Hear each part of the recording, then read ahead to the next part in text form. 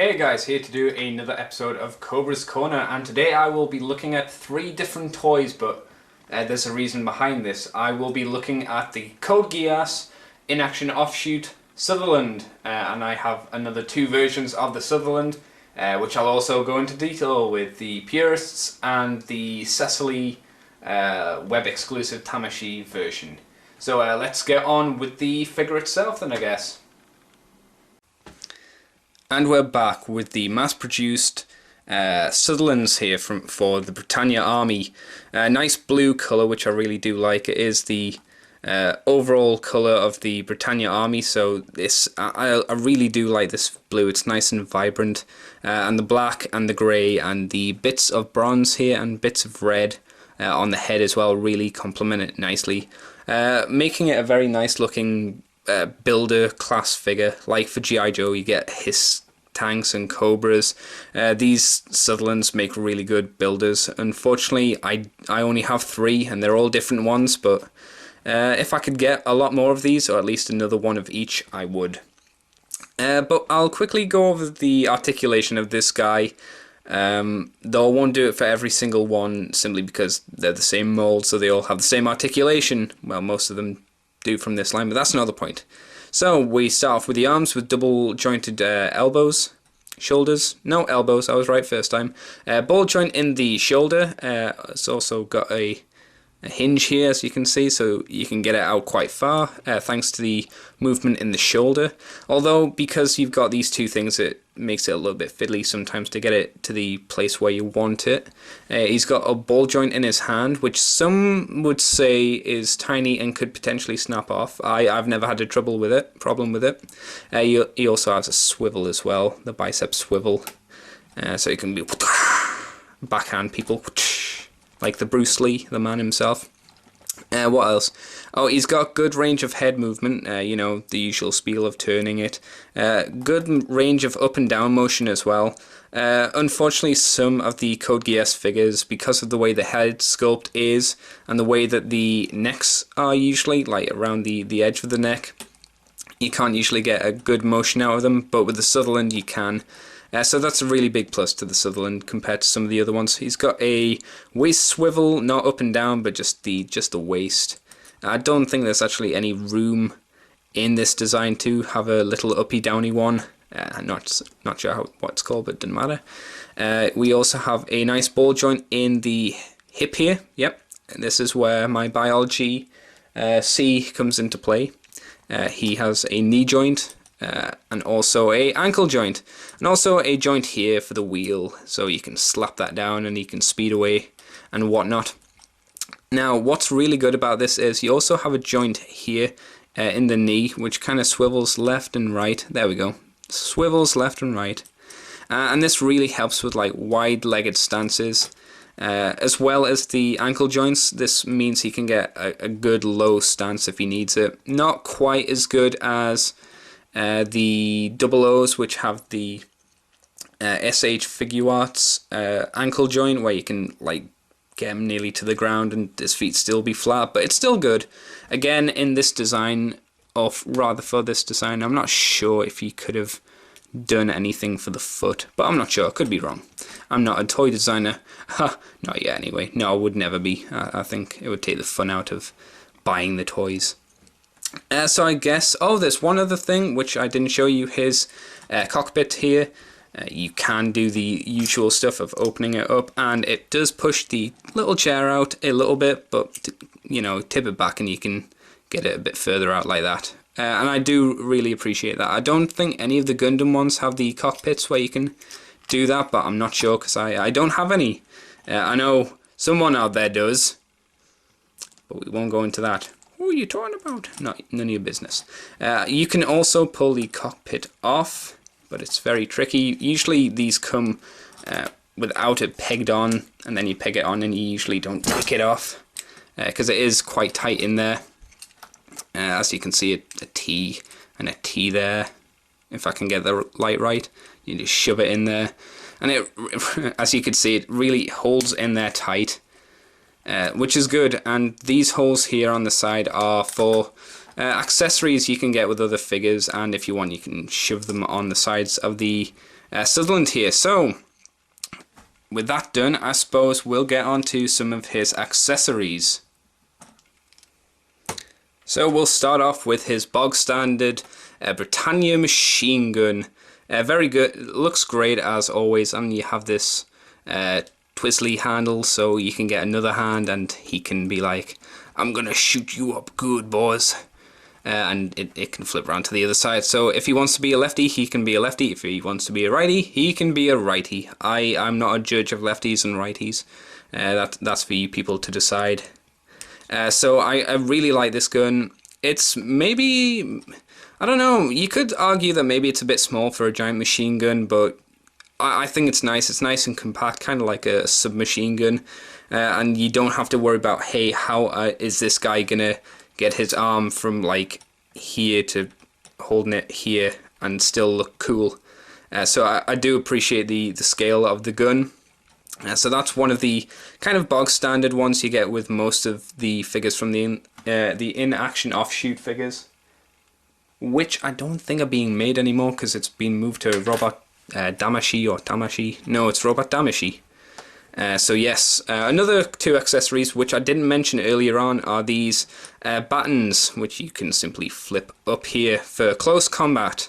And I do like these. Yeah, they're not sharp, but they're good for bludgeoning other robots to death with. So I do really like them. What's weird is some of the other Nightmare frames which you can get, not the Sutherlands, but also share the same arm. So they also have the peg in the bottom for these. So what you could do if you wanted to kit out some of your other Code Geass figures with crazy buttons, you could pull these off. I wouldn't try it, but you could pull these off and like slap on some other ones. I guess we'll talk about his biggest accessory, which is this. I'm not exactly sure what this is called, but it is a bazooka or cannon, you know. And what's good is he can hold it with one of the other hands in the top, then carry it around, or of course he can hold it with one hand. For some reason it does have this little posability to it, so I guess it's to ensure that he can hold it in more angles than just stationary pose. And you also have a handle here, so unfortunately this gun does dislike the lefties or the righties, so you have to be one type to hold this kind of gun. Another really good feature about this little cannon is the way that this part is shaped, and it is shaped so that it will fit. As I look through the camera to do this, which isn't a good idea, as you can see it fits nicely into the shoulder shape, which again is really good. So I guess there's one other smaller accessory which I should show you really. So his head has a fact sphere in it, which is the sensing device, and as at the moment it's closed. And now it's open. Magic of editing, if it turned out well. I do like the fact sphere opening. I think it's a good little accessory to have. Of course, it is just another piece. There's the head, and it just attaches with a tiny little peg. And this one and this one are quite difficult to get on and off. I'm always scared of pulling this one off because, as you can see, there are just little bits of metal, well, not metal, sorry, plastic, holding it all together. So it is quite worrying taking it on and off, just in case you rip one. So I can tell you that I'm not going to be doing that with my limited edition one. Oh, there's two other accessories which I didn't mention, but they don't do anything. It's more detailed than anything else. You get the slash Harkins. They don't move, they don't shoot out, but they're there. At least they're there. I know that the Glasgows, I think they are, they have movable ones and you can have them pulled out and shooting, which is cool. So, yeah, this is the first Sutherland, so I guess we should bring in another one. And that would be this one. The Purest version of the Sutherland. The Purists are a group in the Britannia army that believe that only Britannians should be in the army. No ones from Area 11 or Japan or any other countries. It should be purely for the Britannia forces. And this is shown by the red plates and the red forehead, which I really like. I think, you know, you line these guys up, you can tell which one's in charge. It's the more impressive of the two, I think. And also, I think only 3 purists are mentioned in the series, which is Jeremiah Gottwald, Valletta New, and Lord Kuehl, I think. But unfortunately, after the first season, I don't think you see any more Purest Sutherlands again. I could be wrong. It's been a while since I've watched the entire series all the way through, so... now the main difference with this one, apart from its colour scheme, is another accessory. And it is this, a giant spear. It's very similar to the Gloucesters, however it's silver and it doesn't have any bits that pop out of it, so it is a really cool looking big spear, even if it is a bit bland in comparison to some of the, well, compared to the Gloucesters. But, you know, these are high up officers, but they're not the highest ranked officers, so why would they get the cool golden spear instead of just the normal standard silver? Again, I can only remember one time they used this in the show, but I could be wrong. Like I say again, it's been a while since I've seen the series in full. So again, a really good looking Sutherland. I hope you can see why I enjoy the Sutherland so much, because they look awesome. So I guess I'll quickly go over the hands that they have. Now you get the bog standard closed fists, which are with basically every Nightmare frame you get. You get a gun holding hand, which I can't find because both of them are, or have them equipped at the moment. And then you have a more open hand for holding the edge of a gun or something. So even though I said you could potentially have more, or this on the other side, it's more likely you'll have it like that, to be honest, just because of the way the hands are shaped. So with that done, the hands are told, and I've told you about them. There's only one more that I have to show you. Yes, here we go. This is the Web Tamashii exclusive Cecily Sutherland. Again, only seen in one episode, as with most limited edition website exclusive figures, unfortunately. It is a variation of the Sutherland. You can tell this because, well, of the colour scheme. And these plates on the side, which, as you can see, these ones don't have, as I point this little blue bit on the side there. And I really, really do like this colour scheme. It's kind of a bronzy, kind of orangey gold on the inside part where they should be silver. And you get this nice kind of grey plastic, not washed out, not white, but a nice grey kind of, I wouldn't say metallic colour, but it's hard to explain. And then finished off with nice black, which I think is a really nice look for this figure. And it stands out considerably compared to the Purists and the original Sutherland, which is good. I don't usually get the web exclusives because they're very expensive and I didn't see much point in them. However, this one I really liked in the show anyway, and it came with some really good accessories and unique ones as well, which made me splooge out on them. So the first one is this, which is a shield, energy shield, just a bit of see-through plastic, and of course the same kind of arm guard. I think it only fits on this one, I can't remember. And you just plug it in, if I can find the right slot. One, get on, and two, make it work with the to do it. I know. There we go, and you have the energy shield, which deflects bullets, and you know, the usual shabazz and other stuff like that. I mean, technically, yeah, it is the same as the Sutherlands and everything, but I do like it because there is another really cool little accessory you get with it. And I'll show you that now, I guess. And here it is, the float pack. As you can see, it is very large as it blocks both the other two Sutherlands out in the background. We're important too. But unfortunately not as cool as the float pack. This is a set of wings that allows non-flying units, which is all Nightmare frames, to fly. And it's cool. You can adjust the wings and then open it up like that. And we do it with the other side quickly. and then we take the other two Sutherlands away and push it as far back as we can, and you still can't get everything in. So as you can see, the wings are very, very big, and with these kind of figures you do want them to have a stand so they can fly. Unfortunately, I've only got one, and it's been occupied by the Lancelot Conquestor, again with a float pack.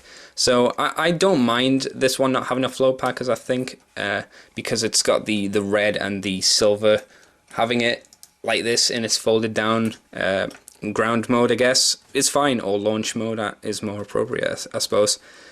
Which, you know, is fine. I don't mind it. I think it's cool looking like this either way.